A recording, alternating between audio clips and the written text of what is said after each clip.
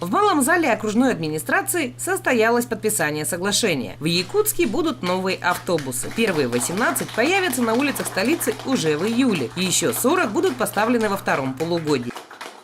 Подписали очень важное соглашение между группой компании ГАЗ, Союз авто и городской администрации при поддержке нашего Федерального министерства по развитию Дальнего Востока.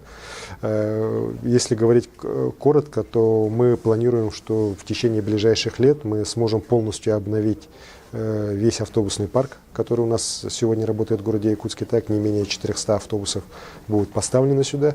И, конечно же, это будут современные автобусы российских компаний, которые будут отвечать всем современным требованиям с точки зрения комфорта, с точки зрения безопасности. И, конечно же, горожане, которые достаточно давно ставят вопрос о том, что мы должны все-таки требовать обновления автобусного парка. Я уверен, что они это ощутят уже в ближайшее время. В этом году мы планируем поставить порядка 60 автобусов. Ну и в следующем году, если планы у нас будут сверстаны и на федеральном уровне, и на республиканском уровне, на уровне города, то мы планируем очень такую амбициозную задачу, порядка 340 автобусов на город Якутск поставить. В марте месяце этого года якутская делегация, в состав которой вошли представители автобусных перевозчиков северной столицы, побывали в самом крупном автобусном парке Москвы и посетили завод. Уже тогда якутские перевозчики и дивизион автобусы группы ГАЗ пообщались на тему, какой вид автобуса устроит наших горожан и выдержит наш суровый северный климат. Это просторные светлые автобусы, отвечающие запросам всех категорий граждан и требованиям правил перевозки, с дополнительным подогревом и большей вместительностью. Под это наши конструктора уже отработали технологию, и там дополнительно утепляются стены, пол. Дальше мы рассматриваем вариант детальной отработки всех этих пожеланий водителей, которые дали нам с точки зрения рабочего места водителя, еще каких-то вещей, зарядного устройства, аккумуляторной батареи и прочее. То есть эти вещи будут отрабатываться уже в процессе реализации данного проекта, и скажем так, на каких-то последующих автобусах это возможна реализация этих вещей тоже. Пока мы поставляем автобусы только с усиленным утеплением.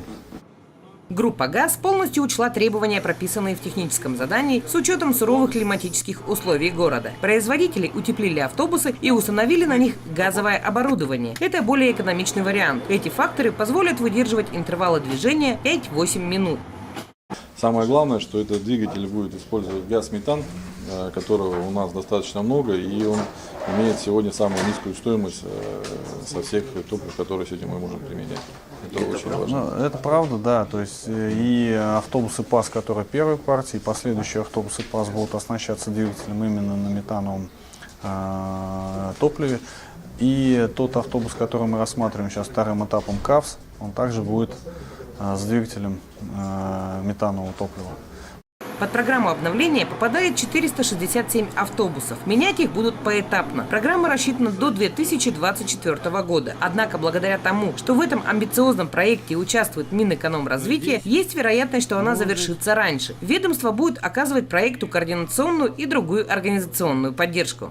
Мы надеемся, что в Кангаласах действительно появится та точка опоры, та точка роста, поскольку диагностический центр обслуживания автобусов, он необходим.